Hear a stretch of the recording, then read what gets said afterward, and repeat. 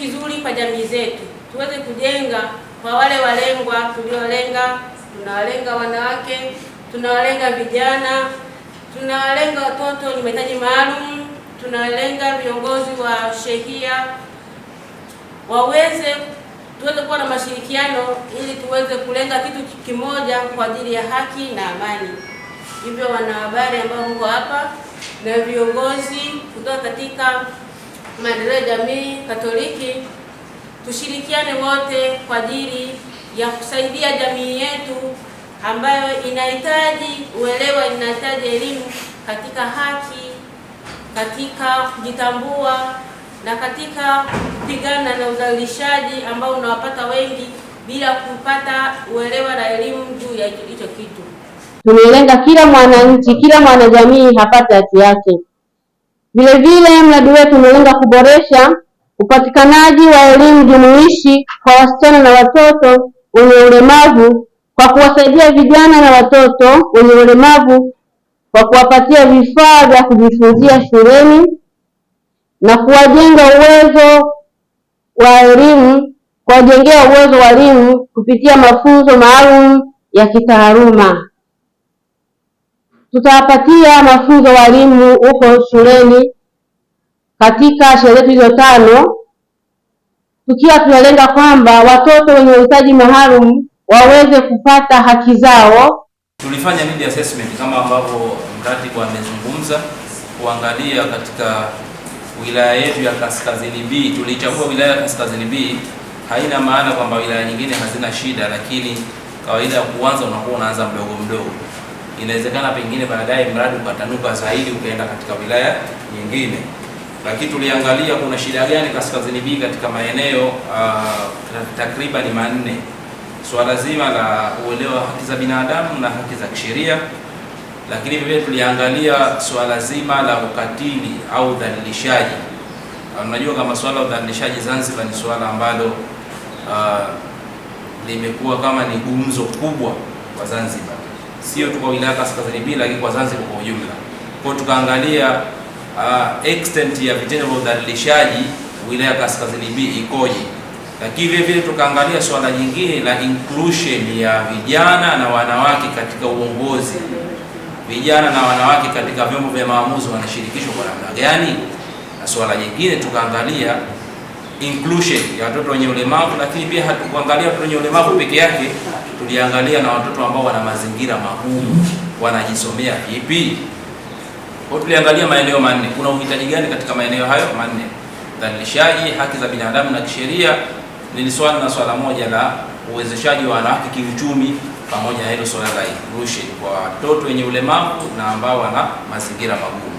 Kwa haki za binadamu na sheria, masuala ya economic empowerment, uongozi kwa vijana na wanawake, lakini vile watoto wenye ulemavu na watoto ambao wanaishi katika mazingira magumu wana uhitaji gani katika swala zima la kujisomea na kujifunza.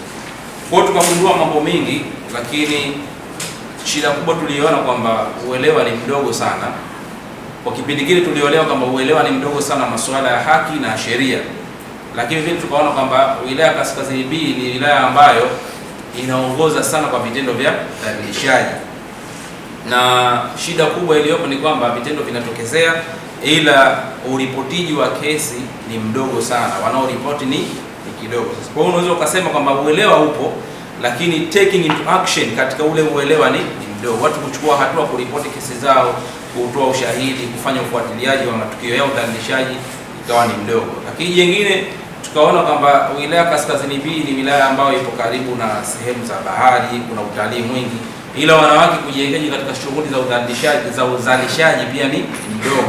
Na tukaja tukagundua kwamba watoto wengi sana wanaacha shule kwa sababu ya umaskini wa familia zao, lakini vile vile kwa sababu ya kulazimishwa kuingia katika ndoa za umri ambao ni mdogo, lakini vile vile ni kwa sababu tu yale malezi hayajakaa vizuri kwa wazazi kushughulikia watoto wao. Lakini swala jingine tumeona kwamba katika swala zima la inclusion ya watoto wenye ulemavu wako shuleni wanasoma, lakini bado wanasoma katika mazingira magumu. Walimu ambao wapo ni wachache ambao wamepata ile elimu ya inclusion. Wengine wanafundisha lakini hawajapitia elimu hii, kwa hiyo wanafundisha just vile ule uzoefu, tunatumia uzoefu kiasi ambacho kwamba kinawapa mazingira magumu watoto wenye ulemavu kuweza kuelewa au kupata ile elimu ambayo inastahiki. Kwa hiyo tukasema kwamba tuje na mradi huu ambao utasaidia watoto wetu, utasaidia kina mama, utasaidia vijana kwanza kupata uelewa masuala ya haki na sheria, lakini kupata uelewa juu ya namna gani ya kuengage wanawake katika shughuli za kiuchumi, lakini vile vile tuwawezeshe hawa watoto ambao katika mazingira magumu waweze kujisomea vizuri, penye kutoa uniform, penye kusaidia walimu kupata mafunzo na vitu kama hivyo. Lakini jengine la mwisho, lakini sio kwa umuhimu, ni kuhakikisha kwamba vijana na wanawake wanashiriki katika vyombo vya maamuzi. Kwa hiyo tukiangalia ibara ya au kifungu cha 18 cha katiba ya Zanzibar kinatoa haki ya mtu kujieleza, sawa, kufuata, kupokea na kusambaza taarifa, kuwasilisha mawazo kupitia vyombo vya habari. Kwa hiyo tunajua kwamba sisi tuna haki ya kutoa maoni yetu na tuna haki ya kujieleza, lakini hiyo haki ya kutoa maoni na kujieleza ina namna.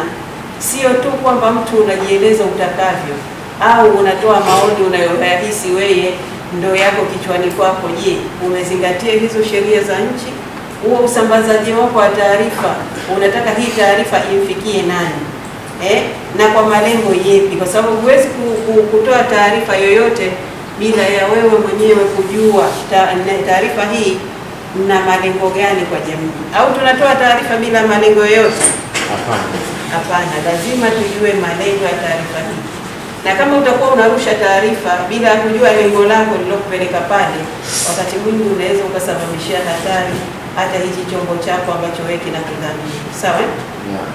Kwa hiyo katika katiba imetoa msingi wa vyombo vya habari kutoa taarifa, na ni muhimu wanahabari kutoa taarifa kwa sababu tunahitaji kujua shughuli za kiserikali ili taifa liende. Lazima hizi habari zinazotoka wananchi wazitambue, manake kama kuna sehemu ya kukosoa au kama kuna sehemu ya changamoto, basi watu watazingatia. Lakini kuongeza uelewa kwa wananchi, nini kinaendelea katika serikali yake, na kukuza uwazi na uwajibikaji. Tunajua kwamba serikali yetu ya Mapinduzi ya Zanzibar inaendeshwa kwa misingi ya utawala bora, au kwa Kiingereza tunasema rule of law, maana watu wote wako sawa na watu wote wana haki sawa.